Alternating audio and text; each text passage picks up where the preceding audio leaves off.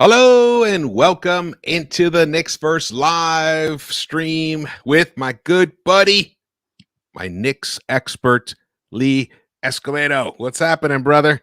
Yo, what's going on, man? Glad to be reunited, bro. It's been a wild summer. Lots of things have happened, but I'm glad to be here representing my boys Ryan J. Ellis in the Time Show. We'll be doing a pod later on today and this weekend. Happy to be chopping up with you, man. Busy day, bro. Busy day. It is a busy day. Tomorrow, free agency begins at 6 p.m. Eastern time. It kicks off 3 p.m. West Coast time. And there's been already some big activity. We're going to get into all of that. We're going to break down the biggest news. Pertaining specifically to the Knicks, the biggest news is Josh Hart. He right now is the biggest news. And let's see. We got some tweets to share with people about that. Here we go. Okay. Here we go. And according to Adrian Wojnarowski, Knicks guard Josh Hart has exercised his $12.9 million option for 2023-24, sources tell ESPN. Shout out to the chat. What's up, White Falcon 44? He says PG-13 right there. We got Lucien Delaware, amateur NBA analyst, has him going to the Clippers. So any Knicks interest would be in a 3-team trade involving PG. Yes, we're going to get into all of that. What's up? Salute, sincere to genius, David L. So how do you feel about this Josh Hart situation? It's a very refreshing feeling knowing that the front office is actually working in conjunction with its players to do what's best for the organization as a whole, opposed to the front office ostracizing their players or saying, horrible things like Phil Jackson did about KP in the media, or how Phil Jackson talked about Carmelo in the media. But you actually have a front office that seems to be looking out for the best interest of the team and the players in which are wearing their jerseys. And Josh Hart, did the team a service by opting in, which allowed them to have a little bit of available cap space to go after another piece to possibly add a Tibbs rotation or replace someone in Tibbs rotation in case an Obi Toppin is moved or an Emmanuel Quickly is moved, and possibly even a reunion with Dante DiVincenzo, who's been in the news. I'm sure that probably played a part in Hart being open to that idea, because he probably himself would love to be reunited with his Villanova teammate to have that trifecta in New York City with the Knicks. Yeah, and it seems like right now, so by him opting in, it looks like he's setting himself up for a 4-year extension with the Knicks. And it's looking like people are talking about somewhere in the neighborhood of about $18 million per year. I've stopped trying to say whether, that salary's crazy or not, because it's impossible nowadays. Things are changing so fast, and with the CBA, the new CBA coming in, it's really going to impact these mid-level players. So you have to think of Josh Hart as a high-value, mid-range, mid-salaried player for everything that he gives you and the flexibility that he gives you. So he seems to be worth it. He's the right age. He's a winner. Totally the team not turned around, but the team just took off when he came to us. We won 9 straight. It carried through the Cleveland series. He ran out of steam in the Miami series. He became hesitant to shoot, and it did mess up the Knicks' ability to capitalize on the best shot available for often, which is why I think Dante DiVincenzo has appeal to the Knicks. But right now, it seems like there's a lot of variable pieces up in the air, and we're here to read the tea leaves to try to figure out what picture this all might be painting. And then today, not that long ago, some very big news did drop from Adrian Wojnarowski, which is this. And this is the first big domino that had to fall. It was either what Fred VanVleet was going to do or what was going to happen with James Harden was going to be the first domino, it seemed like, for the free agency season. And since it begins tomorrow, what happened is Adrian Wojnarowski reports breaking 76ers guard James Harden is picking up his $35.6 million option, and sides are beginning to work together in exploring trade scenarios, sources tell ESPN. It's expected that Harden has played his last game for Philadelphia. And then Woj retweeted quote tweeted, the Clippers and Knicks are expected to be among the teams that'll engage with the Sixers on a potential James Harden trade, sources tell ESPN. And now that's the biggest news pertaining to us. So let's break this down. Face value. Instantly, what do you feel this means to you in terms of the Knicks? Shocking. I mean, if I was going to write down 20 possibilities that could have happened this summer, James Harden being reported by Adrian Wojnarowski of all sources to the Knicks would not have been on that list. This is like very, very left field. If we didn't have Brunson, I think I would be really excited about it, not as a long-term solution, but as a competent short-term solution at the point guard spot, someone who's very on-ball, ball dominant, can get you a bucket, great passer. But with Jalen Brunson emerging, in my opinion, as a true superstar and should be the guy that we're building around in New York, it's an odd fit. It's someone that makes our backcourt really suspicious defensively. It's another guy who needs the ball in his hands to be at his best. We already have that with Julius Randle and Jalen Brunson. I think it adds as many issues as it does intangibles. And I'm worried about the package that we're giving up to get him. If it's a pretty solid, cheap deal, which Houston would have to be all out on getting him for it to be an affordable swap, then I think I would consider it. You know, it's 1 year, he possibly comes here, impacts us in a good way. I think we could do a pretty affordable contract extension henceforth.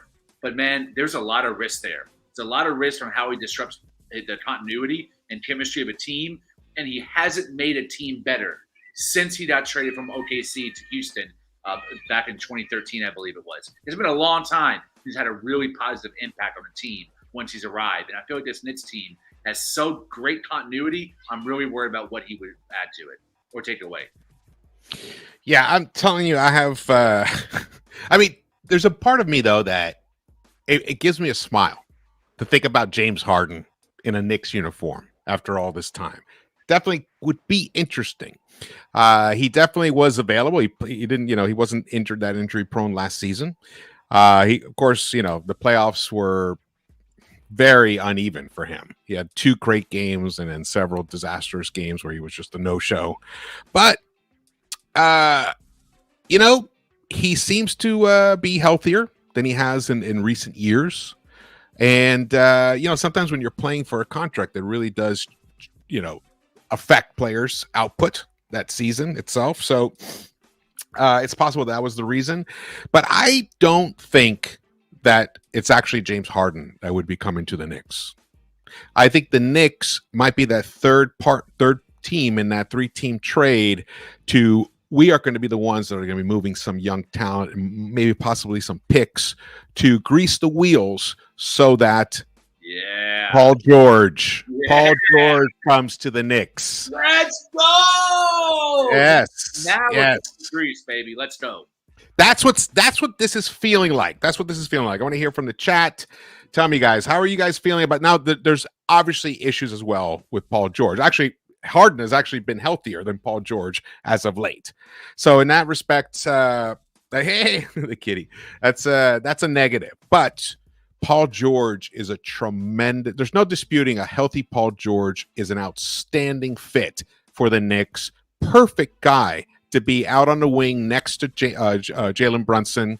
And if Randall's on the team, he helps space the floor for Randall. It's a nice. I mean, it's really. It makes a lot of sense to me. The issues are obvious. Gargantuan salary. 2 years left on his contract. I think he gets $40 million this year and $45 million not this year. The upcoming season, $40 million, and then the season after it, $45 million. But he's looking for an extension, so that's tricky to extend a guy with tremendous health issues and lack of availability. That's a huge risk at that number. I don't know if I do that at all, but definitely something to think about. Kick the tires. Maybe there's a heavy incentive laden deal, kind of like the way the Pelicans worked it out with Zion. Maybe there's I don't know. Maybe there's some way to work it out, or maybe they just bring him and there's no extension. and they say they make a deal like we'll talk about after next season. We'll talk about extending you, and who knows what the landscape will be by that point. So, oh man, that would be interesting. So basically, what we're talking about here is goodbye to RJ, goodbye to Emmanuel Quickly, and goodbye to Obi Toppin. I would imagine those three players would be on the move to most likely the Clippers. Maybe one of those guys gets swung over to the Knicks, in the 3-team trade scenario. Swung over to the Sixers. Sorry about that. But it won't necessarily cost us that many picks because I see the value of those players very comparable. Very comparable. That 3-player package that I just put out there for the Knicks, and if the other key piece is Harden and the other key piece is PG-13 moving around, I don't think we have to attach many first-round picks to that. So what's your feeling about that? James Harden's on-ball dominance makes it difficult for me to be 100% on board because there's so many variables. What are we giving up? What's a contract look like that we give him later on? How does he fit with the team? I'm not worried about Paul George. Paul George, you said it best, positionally. And what he brings, he's perfect fluidity on how he would join the starting lineup, replacing RJ Barrett. I agree those three players would be gone in that deal. IQ, Obi, and RJ, they're gone. And now Paul George is our starting small forward next to Grimes, Randall, Mitchell Robinson, and Jalen Brunson. I love it, man. He's a veteran. He's tall and long. He can handle the ball and be some backup playmaker with that bench unit. I think he can replace what IQ brings in that role, playing with the second unit, because he will be taking RJ's minutes there as well. I think Tibbs would feature him a lot with the second unit to kind of be the anchor offensively and defensively for those bench guys. I mean, he's playoff tested. He's a really solid beta. He's probably the best beta in the NBA because he's someone who has acquiesced himself. The best 1B? Yes, he's acquiesced himself from the Indiana days to the Clippers and OKC to be the perfect complementary player. And he obviously has some chemistry and appreciation for Randall based on their podcast chemistry they had. I think he would come in and slide in as our number 2 option, slide in Randall to a number 3 option, which is what I've been wanting. I think is where he's best suited. Man, I love the fit. My only worry is what does that extension look like?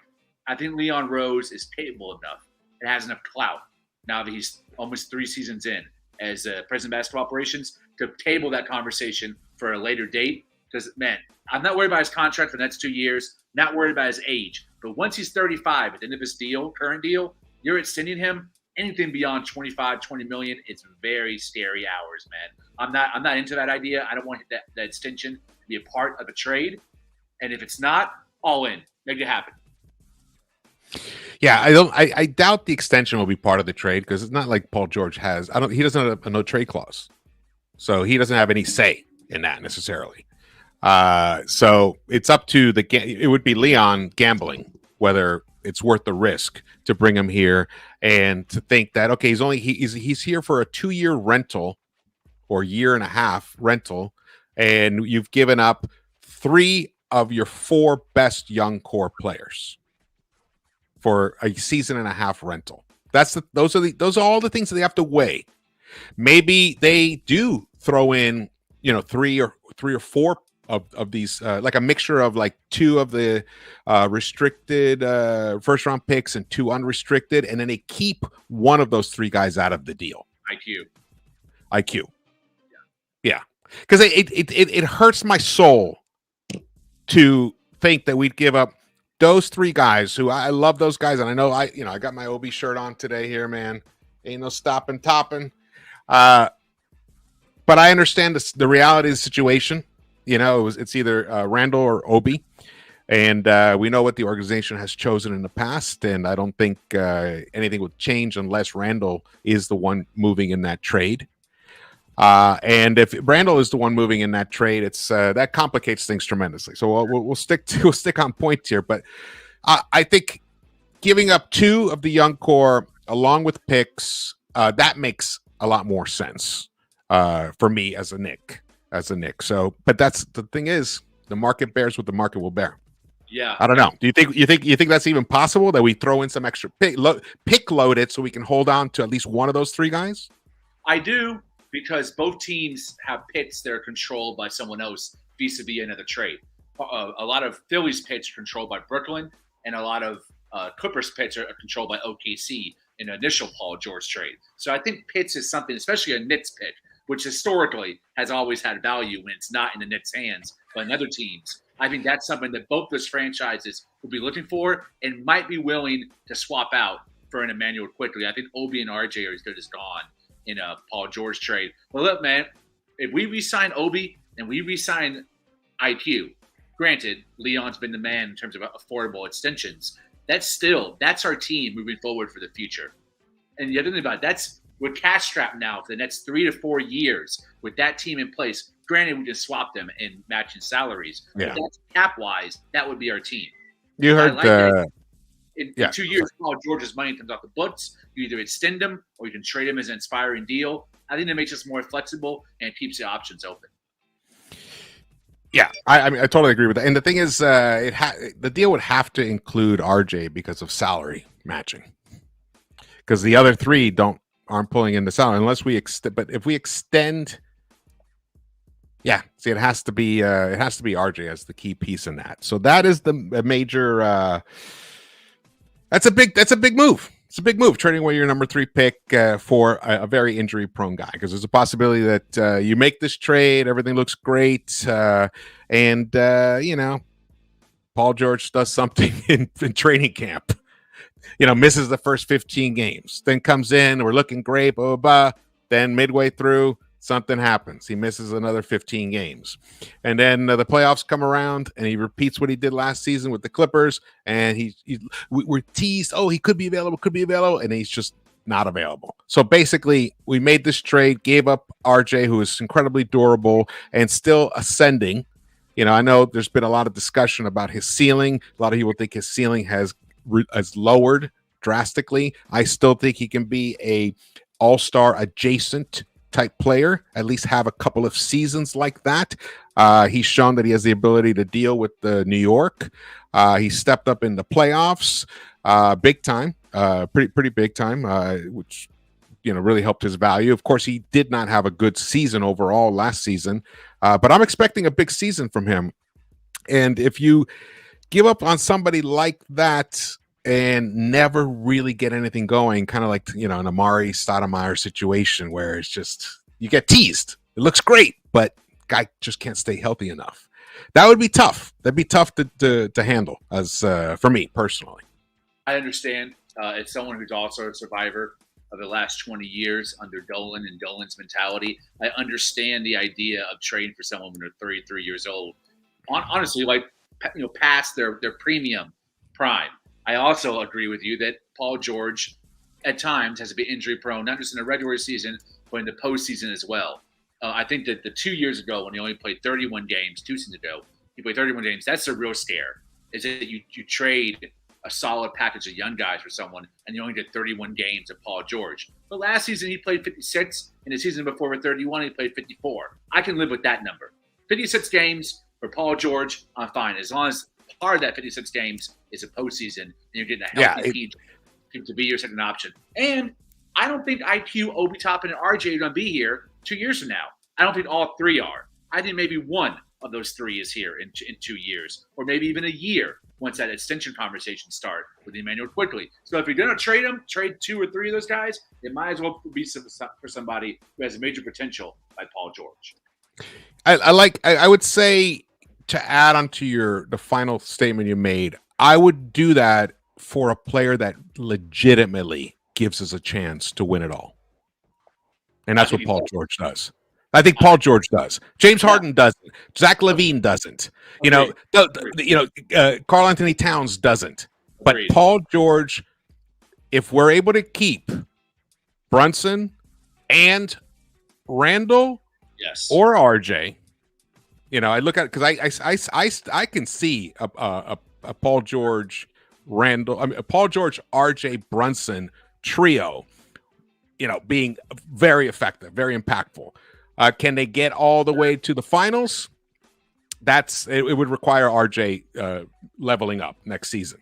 But we know where Randall is. So Randall, Paul George, and Brunson, I can see that as an Eastern Conference final team. I can too. So that's where I don't see that with Zach LaVine or necessarily. No, it doesn't mean they can't. I think it's a taller order for them, and like a Karl Anthony Towns that we just said, and some of the other guys that are being talked about. So in that respect, okay, if you're going to move if you're going to gut your young core, your promising young core, who I believe at least one of those three is going to have a really big season next season. I think they're going to level up. I think it might even be IQ. Honestly, I know he had a bad poor postseason, but even his poor postseason, when you look at his on-off numbers and everything, he was still, very impactful. And his defense is just beyond. He's one of the elite defenders on the perimeter in the NBA, and he's got tremendous range. If he can just become consistent and up his percentages up a little bit throughout, the guy can start flirting with a 50, 40, 90 type stat line. And those guys are gold, especially in the modern NBA. So it could be him. I do believe one of those three guys is going to have like level up next season. There's always a chance all three do. There's a chance. These are quality guys. These are hardworking guys. So they're not woe is me guys either. Okay. So there's a chance wherever they are. I'm not saying on the Knicks. I'm saying wherever they are. And we're going to see what the value is around the league with the way other teams value them around the league as tomorrow begins. Well, actually, it's begun today already, man. I think you made some home run points. One thing I would add, because I've seen people in the chat be a little bit hesitant, saying same old Knicks, going after a player past his prime. Man, I empathize with that. But the difference is Paul George would not be coming here to be the savior. He wouldn't be coming here to be the first option. He wouldn't be coming here to be the best player. We wouldn't need him to come here and average career highs in anything but maybe assists and three-point percentage from the perimeter. We'd have Jalen Brunson.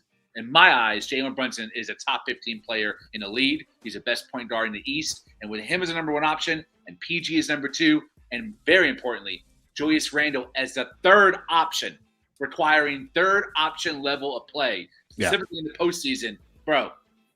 And they got to manage his minutes better. I mean, look, we'll get into Randle in a little bit, and Thibs, and like some of the keys that I think are for next season with him. Before we get into that, I'm going to shout out to the chat. What's up, Gideon? Shout out to Gideon, Miguel, Gerard. Shouted out David L. before, Vaughn Allen. I saw somebody else over here. Thank you guys for joining us here today for a special live show. Be aware we're going to be doing this probably a lot more, especially now as things heat up. We are 23 hours away from the beginning of free agency, and the big news, like directly related to the Knicks, was Josh Hart opting in to his deal. And then the second big news pertaining to the Knicks is like what Ian Begley just tweeted out here. Heard Knicks' interest in James Harden at the moment is far from uniform throughout the organization, which makes sense. Clippers have strong interest in trading for Harden. Would assume LAC's interest is stronger than NYK's presently. ESPN first reported Knicks' interest in trading for Harden. So that makes sense. I mean, of course, there's going to be people who are going to be, have disagreements on these guys because, these aren't no-brainer type decisions. Yeah. These are tricky decisions. Agreed. What was that? I agree. Yeah. The next thing is right here. So Evan Siddery tweeted this out, which is from he took some. These are some information that he gleaned from the Adrian Wojnarowski's report on ESPN, and he says the Clippers are the most prominent team in trade talks for James Harden, per Woj. Trade discussions have already begun between the Sixers and other teams. Clippers are not interested in trading any of their, quote, good young players for Harden, which I guess that means Terrence Mann. Terrence Mann. Terrence Mann. Who else is there? Like good young players on the Clippers. So we know Terrence Mann ain't going anywhere. Philadelphia wants real value in return for Harden. Daryl Morey could be willing to wait longer for the right price. So everyone's going to play hardball. Everyone's going to play hardball. But there really aren't that many other teams that can get that involved in this situation. Yep. And that's why the Knicks are thrown in there. Now, it could be a Knicks for clicks type situation, but it's like I read before, Ian Begley did confirm that there has been interest, somewhat mixed interest throughout the organization and Harden. And we already had been hearing about the Paul George interest that the Knicks have had in the past. All right, so let's get over to, here we go. All right, man. So what, I'm going to ask you a question here, man. What would you like to see the Knicks actually do this offseason? I know that's a big question, and you can break it down to, you don't have to name everything. You can say one thing that you would like to see them do. I would like to see the spacing in the starting unit improve. I think more than any specific player, like looking at a specific player or targeting like a trade scenario, doing a mock Bleacher Report situation, I would just like to see the spacing in the starting unit specifically. The bench is fine, but the starting unit become better, because I think that would unlock the accessibility of R.J. Barrett and Julius Randle's scoring lanes and positions on the court in which they thrive. And that three ball destroyed us against Miami, our lack of three ball. I need that spacing from the perimeter to improve from point guard all down. That means Jalen Brunson has become a more efficient three-point shooter and heave more attempts. I need to see the attempts to 8-9 a game. I need R.J. Barrett's three-point shooting to get better over the course of next season. Julius Randle to be a more consistent, not so, I don't need to see some 41% to 35%. I need something, a consistent 38, 38.5 for the entire season. And then Quentin Grimes, shoot more. Every time you get the ball, shoot. Shoot with instinct. I don't overthink the shot or overthink the play. If you get it, let it fly. And Mitchell Robinson, we need to have some type of situation where Robinson's playing a lot of his minutes, at least half of his minutes, with a floor spacing power forward. Whether it's more minutes between him and Obi Toppin or more minutes between him and a small ball Josh Hart, meaning Josh Hart needs to shoot more threes. Those type of situations need to be rectified immediately for us to get past second round next postseason. I mean, I love that. I agree with all of that. The thing is, what you're asking for is more of a motion offense, more off-ball cutting. It's just not something that Thibs does, and he doesn't. I don't know if I actually think he doesn't even know how to coach that way. Is what I feel, and what he loves to lean into this ISO Randall, who that terrorized us 2 years ago, and then Brunson, the really, other than his defensive issues, which he's small, it's just comes with him, but at least he tries. He tries to pick up charges, but I think he overhelps. He finds himself in the wrong spot on the floor often. And I think those are all things he can work on to get better. But in terms of the whole ISO Brunson situation, he's got to become better at recognizing how to get the ball out of there faster.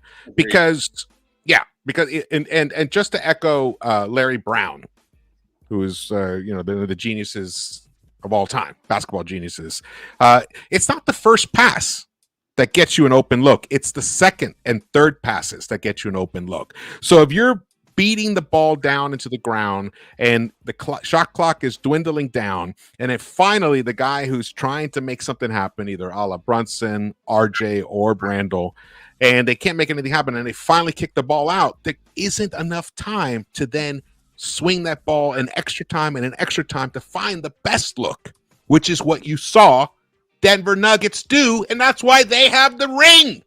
It's just so simple in a lot of ways, but also when you have and because we don't have outstanding passers. See, Joker sees the play before it even happens. He creates the play by the way he passes. We don't have guys like that. We need to keep swinging the ball to find the best open look possible, and that helps our shooters because we have, average to we have a range of shooters. Of course, we suffered in the postseason. We were the worst 3-point shooting team in the postseason, but I don't think that's indicative of the actual ability of the team. I think it's indicative of the style of offense that we run. So in that case, totally agree with you 100%, but I think we're limited by the coach, number one, and the players, number two. So we would have to add players like, DiVincenzo is that kind of player. He's known for his cutting, off-ball cutting, his passing, and he can hit that 3-point shot on a more consistently than Josh Hart can. And he's more willing to. He's got that dog in him. I do love all that about him. But yeah, so the one thing, I mean, basically, you're asking for the one thing that I think it's the least chance of changing, becoming more of a motion offense. Those type of ifs are why the conversation around Tom Thibodeau being the right coach for the Knicks, to me, are fluid and stay fluid throughout. There were times last year in the beginning of the season that I wanted him fired. And then around early January, I changed my mind and really thought that he was the right coach moving forward. And after this past postseason, I think he's the right coach moving forward. But if next season, after that Miami Heat series, you don't say to yourself, for someone who apparently has a cot in the gym, sleeping 24/7 in the gym, nonstop tape, like most guys watch porn, I think there's a point where Tom Thibodeau has to evolve his scheme and add more motion, more off-ball movement, more cutting to the offense to make it more fluid, because what he's doing right now is easily schemable against when you play a coach of Eric Spoelstra's caliber. It worked since J.B. Bickerstaff, but it's not going to work when you advance out of the first round as a higher seed and you played coaches that are either comparable or better than you at scheming. So it's something that Tom Thibodeau, that's what he's to work on in the offseason. And if we go back next season by February point and we're the same ranking in pace, the same ranking in assist percentage, the same ranking in passing and assists, then there's going to be a conversation to be had. Yep. Yeah, I'm going to put this up here for us. So, Shams was on, I don't know what he was on, but basically said the Clippers and Heat are expected to emerge in this process for James Harden, I'm told. Teams across the league understand a player like Harden will likely reach a preferred destination. Interesting. Well, we know his preferred destination was Houston, but Houston's not interested because they want to put their money towards Fred VanVleet. Smart is what was what I read. So which is smart. That is smart actually. And it's probably what was that? And that's exactly what they need. And he's a championship winning point guard. You add him and someone like Brook Lopez, I mean, damn, Houston's in the playoffs next year because they had the best young core in the NBA. No doubt. Yeah, great. Let's all right, since we're here, before we jump on, let's do a little mailbag. Let's go. Yeah, here we go. I know I asked for the mailbag questions almost a month ago, so my apologies. Taking my time to get to this, but we're here now. Thanks to DFS. He asks, what Knicks player that was in the rotation will not be back next season? Oh, easy. Yeah, I mean, I put these two. These two feel like the highest probability that one of these two will not be in the rotation. And we heard now that Obi, the Knicks are thinking, trying to work out a deal with Obi's people to figure out how to get him more minutes on the Knicks, or to find him another place where he will get some minutes. So Obi's my pick. How about yours, Lee? 100% Obi. I don't think it's even a question. I would be as shocked as I was hearing that James Harden was linked to the Knicks by Woj. I would be equally shocked if next season, during media day, Obi Toppin's having his picture taken in a Knicks jersey. I would be shocked. Yeah, me too. Me as well. I'll be bummed. I love Obi. I love his vibe. I even love the whole fight he had with Thibs. I know a lot of people freaked out and stuff about it. That stuff is not that uncommon, especially in professional sports. Especially when guys give a shit. They give a shit, So that to me, that's what represented all that. And obviously and Thibs is tough. Thibs is tough as nails in that respect. That's one of the best things about Thibs. He can handle that kind of stuff if he believes in the player, if he respects the player. And I know he does respect Obi, despite all the Obi shouting he does courtside whenever there's a little bit of a mistake. His feelings for Obi are very different than his feelings were for Cam. That's a very different situation. Right. So that's not the issue here. But it will be really sad to see him go. But I want to see him thrive. So if it requires leaving the Knicks for him to thrive, then so be it, as long as we get some really good value in return. Because unlike, most people don't see it the way I see it, but I'm telling you, this guy is 20-8 as a starter. Maybe 20-7, because he does his rebounding. He needs to work on it more, but those are all things that he can totally improve upon. 25 years old. He's about to go into the physical prime of his life. He's not even there yet. So this physical specimen is not even there yet. He's going to have to bulk up a little bit. His hips are a little too high. So he's going to have to learn how to adjust all these things to make it work for him. But I think he can become an impactful power forward in the NBA. Someone's going to get a nice piece, whoever ends up with Obi Toppin. George, I agree 100% with you on Obi. Yeah, it's a sad thing. I mean, and the other guy across from him is the same thing. I love IQ. I was singing IQ's praise as a rookie. I thought he should have started the season after his year 2. Instead, it was Burks. We could be in a whole different situation right now. I believe that Immanuel Quickley can be a top 10 point guard in the NBA. That is my feeling about it. And then, I got laughed at and everything. Then he becomes runner-up 6th man of the year. Technically, he should have won 6th man of the year. The guy will average over 15 points off the bench. And one of the best defenders in the NBA. And on top of that, by far one of the best perimeter defenders in the NBA. So he just it's a matter of opportunity. A lot of it is opportunity. He did finally get one with the Knicks. We'll see if he stays. I hope he does, because he has tremendous value. But if he has to go in a trade, then make it be for someone who can legitimately turn this team into at least an Eastern Conference final contender or a finals contender. The next mailbag question from Jose Castillo. Hola, George. Some of the East Conference teams have been dealing with a lot of changes recently. Milwaukee, Philly are getting new coaches. Boston is dealing with a new coach as well. Can you take a look at the East Conference and evaluate how the other teams' issues might help the Knicks to move up the standings for next season? I believe the Knicks can move up to be a top 3 team in the East. Thank you for your channel. All right. Thank you for your question, Jose. Well, this is tough because we're in the middle of the eye of the storm right now. The tornado is coming. The free agency and trade tornado is coming, which will begin tomorrow night. So it's hard to tell to figure out what exactly the Knicks can do to move up directly, except just they got to improve their team.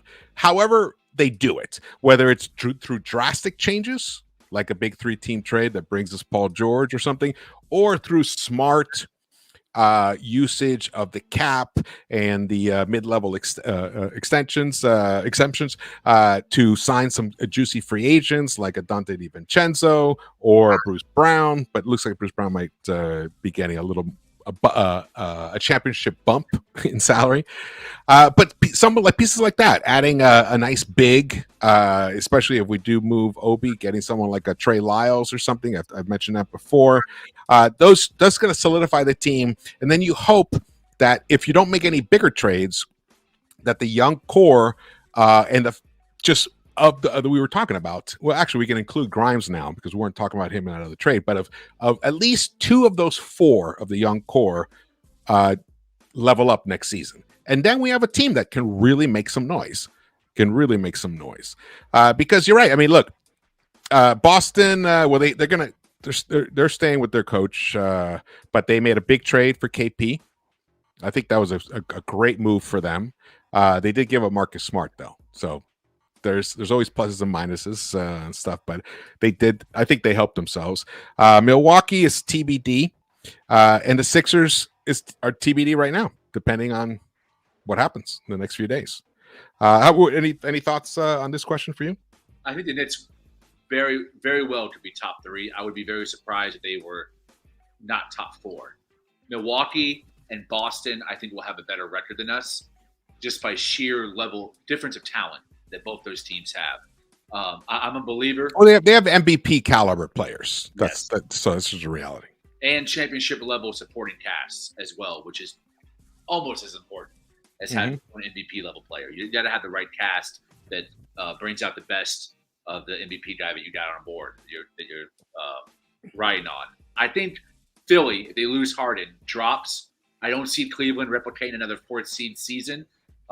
They need major upgrades and find a way to move off of Jared Allen's contract. And there's no other team in the bottom of the East, not Brooklyn, not Miami, not Orlando. There's not an East or Chicago, a team I see vaulting the same way the Knicks did last year from missing the playoffs to nabbing the fifth seed. I don't see it happening. I think Knicks probably end up third or fourth next season. Yeah, I got them a little lower. Because I think Miami's gonna. I think the Miami team we saw at the end of this in the playoffs is going to come back next season. I think all the stuff they went through last year during the regular season was kind of was deceiving. They were a lot better team than their record, so I think they're going to be better. I think Cleveland's gonna be pretty much the same as what they were, because they're going to do everything they can to find to upgrade the small forward position, and that's what they need. And I think they're going to be solid. They're going to be I think they're going to be good. Like you said, the Sixers, the Bucks, and the Celtics. So I think the Knicks are in the top 6 in the East. Whether a couple of those young guys level up, then the Knicks could, ascend. We can bypass Cleveland. We can bypass who else did I mention there? Maybe in Miami. You never know in Miami. Age and sometimes creeps in. Who's to say Jimmy Butler's going to be the same guy next season? I know he's getting a little older, so it's those kind of issues. And then there's Embiid. You never know with him in terms of injuries and health. So there's a lot of question marks. But at least I see the Knicks for sure within the top 6 in the East. But that could go up to the top 4 already. But to get into the top 3. I think we'd have to make a significant move. I'm not a believer in Miami being able to replicate. I think they can go on the same playoff run, but I don't think they can replicate another 50 win or higher season because both Dave Vincent and Matt Strus are free agents, unrestricted free agents this summer. And I think both of them get the bag. Miami's already capped out. I don't see them being able to re-sign both. They probably end up trying to re-sign Strus, but they'll lose Vincent, their best point guard, to another team. So I think they come back a little bit weaker than they were and older for sure at the most important positions. Yeah. The only thing is Riles always finds these guys, he finds these undrafted gems, So I would never put it past Pat Riley to put together another tremendous team for next season for Miami Heat. But there are question marks, like you said. Max Strus, Vincent, who were key contributors to that playoff run. Yeah. And then what do they do with Lowry? So, yeah, those are issues there. Let's get to the next question. Here we go. We got this from Shala Shaskar Revolver 5551. I think someone from the front office is going out to talk about what this would mean in the offseason for the team. And please talk about that. What should Grimes do in the offseason to upgrade his game? He is good, but he doesn't get too many touches. All right, well, let's break these two questions up. The first thing is the front office. Scott Perry is he's leaving. He's gone. And it seems like, in my opinion, there's Gershon Rosas, who's on the left side of this screen right here in the tie, that he's going to be the acting GM is what it seems like. Walt Perrin, I don't think he'll get promoted to that level. He's not a player negotiator per se. He's more of a talent evaluator and a scout. So it seems like Rosas is the guy there. Is there anything you want to add to that? I don't think anyone in the front office is gone. I think Perry was the sitting duck in that situation. Now that he's been moved, I think now Leon has a complete roster of guys in the front office that he trusts and that he brought in himself, that he went out, scouted, and brought into his inner circle. I don't see any reason for him to replace anybody. These are his hand-picked dudes, and I don't think he wants the optics of letting someone go or moving off somebody that he made a wrong choice in who's in his ear. So I think everyone's going to stay in place. You could possibly see Gerson move officially into a general manager role, but I don't think there's going to be any type of shakeup. So no, I disagree with that. The first part of that. Okay, all right. And what about so Grimes? I'll let you take that. What do you think Grimes needs to do in the offseason to upgrade his game? I said shoot, shoot, shoot. Stop being afraid. Stop deferring. Stop passing to Randall. Stop feeling like you have to pass to Brunson or Randall. Get your shot. Get as many shots up. I would love to see him increase his shot attempts by double, or at least 4 or 5. I want him shooting as much as possible, especially on those catch and shoot or dribble handoff opportunities he gets on the perimeter. And sometimes Tibbs runs a few plays that he runs for RJ. He'll run for Grimes, depending on who's out there when RJ's on the bench. Shoot it, man. Like, I want to see that mid-range game emerge. I want to see him get to the basket more. I want to see his free throw attempts go up. I want to see his three-point percentage go up. Grimes is someone that I want to see have an IQ-like jump next season. I think he's going to be one of the most locked down defenders in the NBA. I think he's going to find his spot on the three-point line, whether it's the left or right corner, and he's going to thrive there because that is one of the pros of Tibbs' system is guys always thrive in the corners, going all the way back to his Chicago days. So I want to see Grimes in those opportunities, and I think Tibbs loves him enough where he's going to get it. Well, Grimes did lead the league in most points scored from, I believe, the left corner, according to Kirk Goldsberry. So he's already doing that, but he needs to do more. I agree with you. He needs, you know what it is? It's just the indecision of it. And that's partly trying to find your role, understand who you are on the court. And of course, they want to defer to Brunson and to Randall and even RJ as well. So Grimes is 4th on the totem pole there.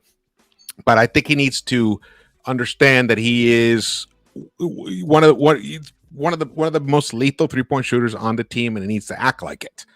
Yep. I want to see him take 10, maybe like 8 3-point attempts per game when I see him average something like that. Exactly. Yeah. And take more of a playmaking role as well. We've seen him. He can do it. He just. A lot of it, you never know what the situations were, but he definitely, it seems like, just to sum it up, he needs to become more, aggressive and selfish, but in a positive way. That's what he needs to become, more aggressive and selfish offensively. Defensively, he's tremendous, and he's just going to keep improving in that area. And a side note to remember, Jerry West liked Quentin Grimes. Jerry West advises for the Clippers. So just something, maybe they might want Grimes. So that's something to keep in mind there. Hell no. Hell no. All right, the last mailbag question we'll have for today. And you guys send in questions, so email them, more mailbag stuff. We'll do more mailbag stuff in a couple of weeks. Or maybe even next week during the whole craziness of the free agency. Jago Armstrong says, of the 29 GMs, this is going to be an interesting one. Name one that's giving up major assets to trade for Julius Randle. Name one who would give up minimal assets. JR might be an all-NBA player, but very few basketball execs look at him as a build a team around him level talent. So who do the Knicks trade with? It's interesting. I mean, the question is kind of a mishmash of different issues here. One is, just who's going to give up major assets for Julius Randle. To be honest with you, I don't know. I don't know. It's because he's not on the actual trading block. Knicks have fielded out a little bit here and there. But obviously they weren't getting things that the value that they want for him. He has much more value to the Knicks currently than the assets that he could be traded for at the moment. But all of that can change. All you need is one team to understand what it is that Julius Randle provides that they don't have and they desperately need. And they have an asset that we need in exchange. That's really how it'll come down. Any thoughts you have on this? Yeah. I'm not shy about my hate for the Dallas Mavericks. I think Nico Harrison, that bum shoes salesman that runs the team over there. I put runs in quotations because it's really Mark Cuban. I think he would give up a lot of assets to get Julius Randle. Julius Randle would come and immediately be the third best player on my team. There's even the argument he would be more effective and more useful than Kyrie Irving, who's basically mimics everything that Luka Doncic does in terms of fit and player profile. I think Randall would go back home in Dallas, and I think Nico would give up whatever last draft pick they have, Maxi Kleber, Josh Green, and maybe some other salary filler to get him. I think other teams at Chicago, Mark, can't remember his last name. Everly, I think is his last name, the GM of the Chicago Bulls, and Joe Cronin in Portland. Both those guys, I think, would put together a package that would involve at least one unprotected first-round pick and maybe a bevy of young guys with some upstart and upside and maybe some solid veterans that would fit Tibbs' system. I mean, those three teams would trade for Julius Randle. Now, does that mean they're going to do the package that Leon Rose is looking for? Is it a package that fits what the Knicks need in terms of scaling back their timeline to build more around Jalen Brunson, who's 2 years younger than Randle? I don't know. But those are three teams where Randle would fit in perfectly, would fit what Damian Lillard's looking for, and a co-pilot would help the balancing the power dynamic in Chicago with Levine and Zach Levine and DeRozan, and would be a great pick and roll partner. I mean, a great pick and roll partner, setting screens, rolling the basket, getting easy jumpers from the elbow with Luka Doncic and Kyrie Irving in Dallas. So those are three teams on top of my head I can think of that he fits in. And then who wouldn't? Half the NBA. The other 15 teams are like, hell no, I want nothing to do with Randle. Yeah, I love those suggestions. I always thought Portland. I've always thought Portland that Dame needs a guy like Julius. They're all like frothy at the mouth for Jeremy Grant, but Julius is twice the player that Jeremy Grant is.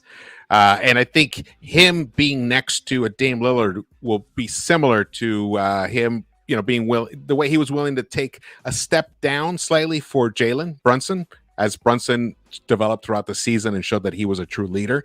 Randle, I think that's one of the reasons Randle did have a really good season, because he knew the weight of the world wasn't on his shoulders alone. And he even said it. So it'd be a similar dynamic with Dame, and Dame is an even better shooter than Brunson. So I do see him making a lot of sense with Portland, but Portland is such they have so many issues right now. They're at a crossroad right now. What they would have to give up to bring Randle to the Trailblazers that the Knicks would need.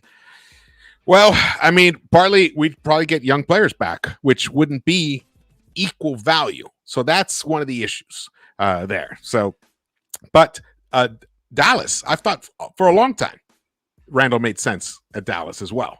So those are two great suggestions there. The problem is that Dallas is a bit depleted on their assets, and what they'd be giving us back wouldn't be anything that exciting. It wouldn't, so at least not right away. It could be someone that develops into something like Jalen Green is a really interesting player.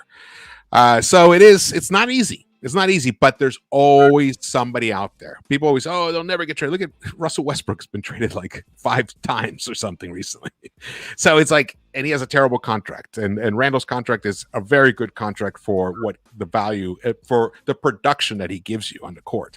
So, my favorite Randall trade, and I get shit on for this sometimes because people think I'm lowballing, but it fits perfectly. Give me Christian Wood, who's already gone, but I think would participate in a sign trade if it meant he's going to the Knicks. Christian Wood, Maxi Kleber, Josh Green to the Knicks for Julius Randle.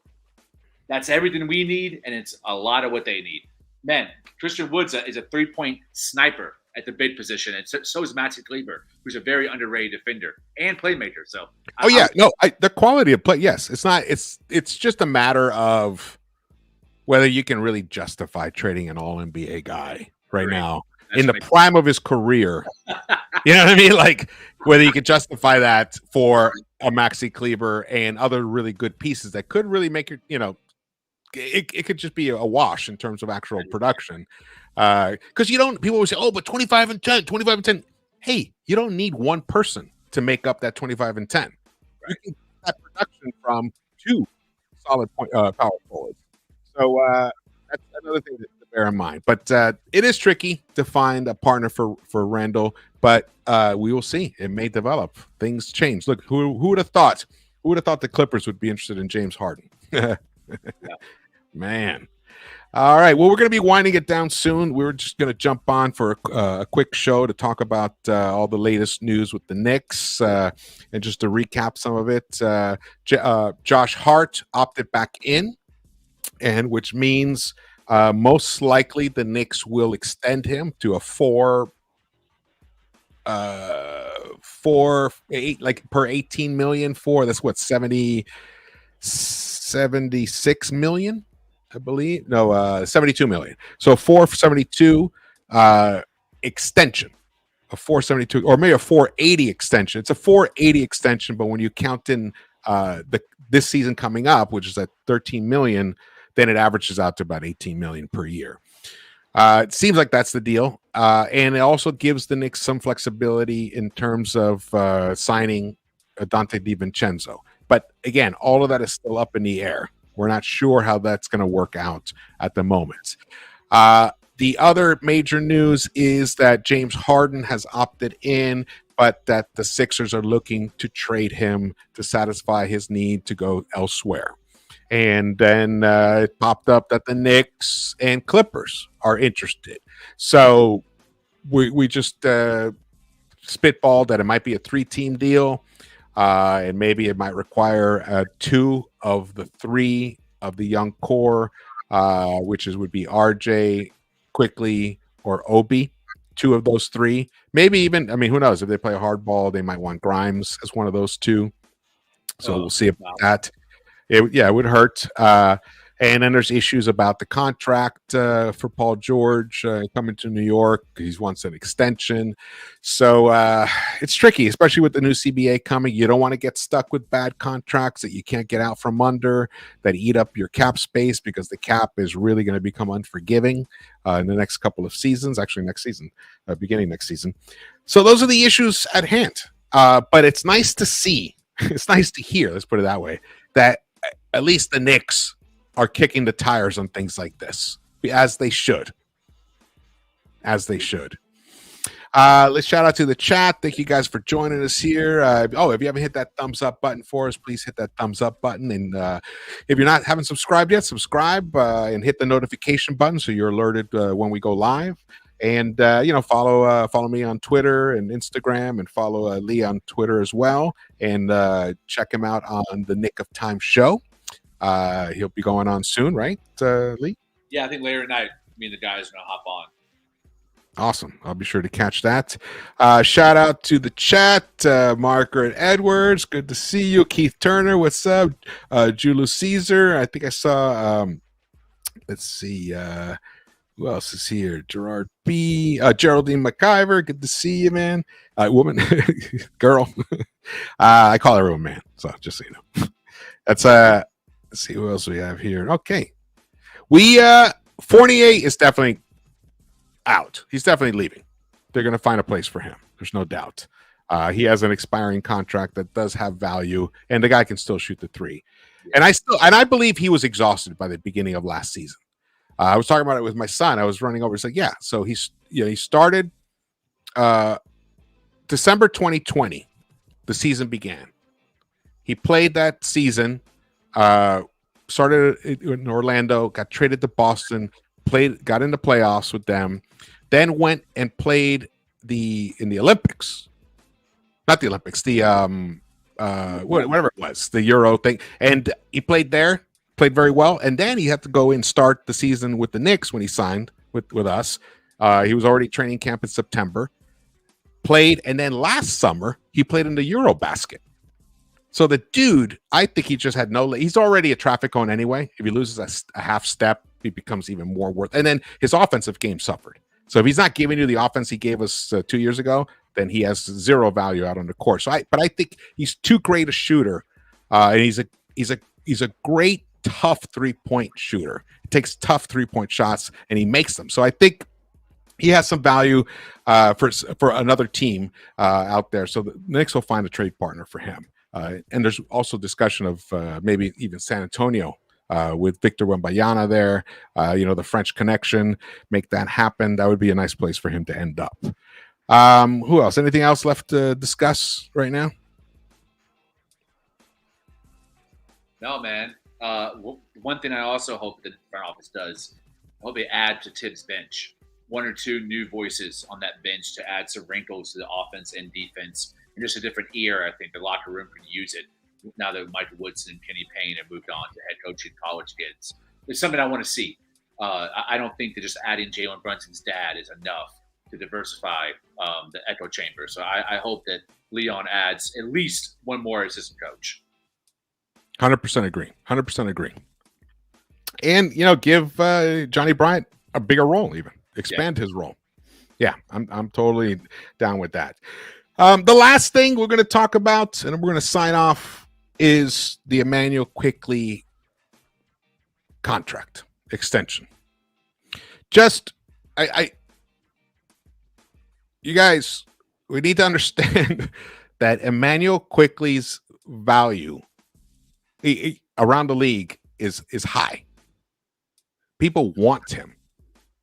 There was Sixers at one time were even considering, not the Sixers, the Suns.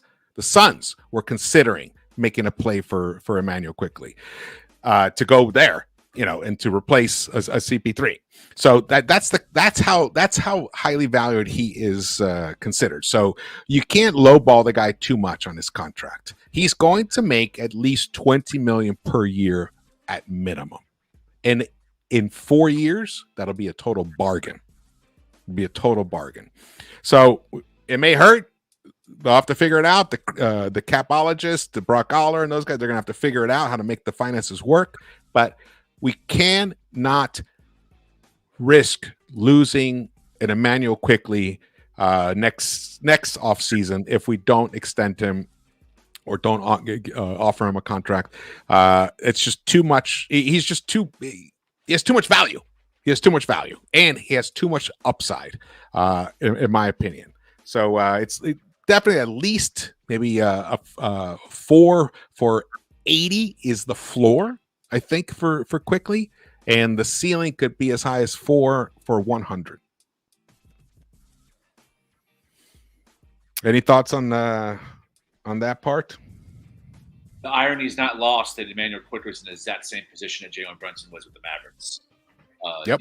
You give him a different role. You put the ball in his hands. You up his usage rating. You up his on-ball percentage per minute.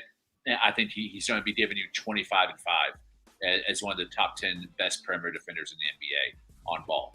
So you pay him a $25 million. Keep him as part of your core. Allow to have maybe the best point guard rotation in the NBA with Brunson and IQ. You continue to help him work on his game and increase his role season by season. He's my favorite young kid on the roster. I think he has the highest ceiling of anyone on the roster too. Him and Grimes are the two guys I think can go the highest if they fully reach their potential. So whatever the bad is, I'm hearing the bad's $25 million per. Give it to him. 4 years, it's a deal. Maybe even making this descending. So that first year, he's really feeling a little extra coinage in his pocket, and then it decreases every year thereafter. That would go in line with how Leon Rose has operated, and lets him have some spending money this summer too. On the thoughts. Absolutely. And one little thing to keep in mind, because there's always a chance all this stuff sputters out, and there are no big moves, and there's just some smart additions to the roster via free agency, like Dante DiVincenzo and things like that, and then we basically run it back with some additional pieces, and Quickly still on the team, but I do see Obi being moved. Yes. But basically, we return the same team without Obi. But we added Dante DiVincenzo, and maybe it'd be nice to add another big like a Trey Lyles or someone of that ilk. Like I love Naz Reid, but he was going to be too expensive. I've always liked him, but Trey Lyles has that similar. He can give you that similar kind of production, much cheaper as well. But don't be surprised. Don't be surprised if we bring back that team, sans Obi, that halfway through the season, Emmanuel quickly replaces Quentin Grimes in the starting lineup.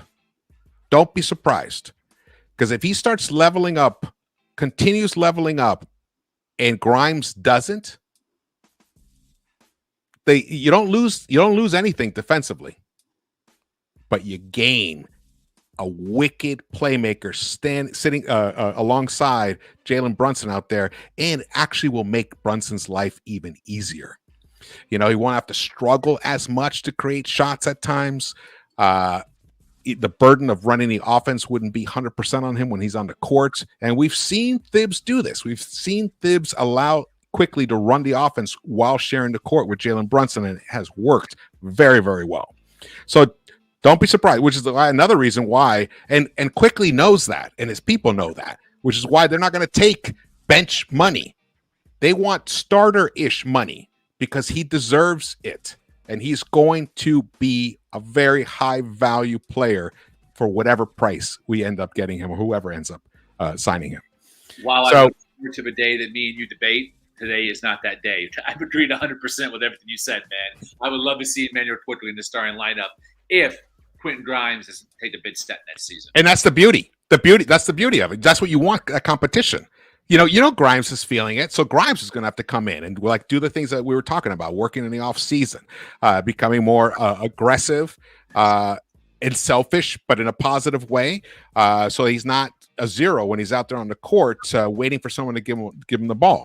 No, he needs to become very proactive, and if he does, and he levels up, and then we have IQ leveling up, we're back in the second round at minimum. Back in the second round. All right. Well, thank you everybody for joining us. This was great. Lee, thank you so much, man. And, you want to shout out anything? You want to announce anything before we sign off? George, I always appreciate you, brother. I love our chats, love our debates, love going back and forth with you on the Knicks, man, and really in all things. You're a mentor to me. And also shout out my guys, Ryan, Jay Ellis, my brothers, man. Love you guys. We'll be chatting soon. Let's go Knicks. Let's go Knicks. I thank you. I appreciate you on the show, brother. And you should check out Lee's. Lee writes. You should. He has tremendous articles about all different things about the NBA, not just the Knicks. He wrote a great article. What was the one he sent me recently? I had my first one in the Washington Post on Tim Martin, the trainer for Victor Wembanyama. Great article. You guys should definitely check that out. Yeah, man. All right. Well, thank you guys for watching this. Again, hit the thumbs up, subscribe, and follow us on social media. And again, we'll probably be on. I'll definitely be on tomorrow at some point when free agency begins. And whenever there's any real breaking news, I'll be on as well. I have a feeling. I think my stream, I just noticed, is a little blurred, which sucks. I wish someone had mentioned that before. But either way. Thank you guys so much for watching this, and we will see you around the Knicks-Verse.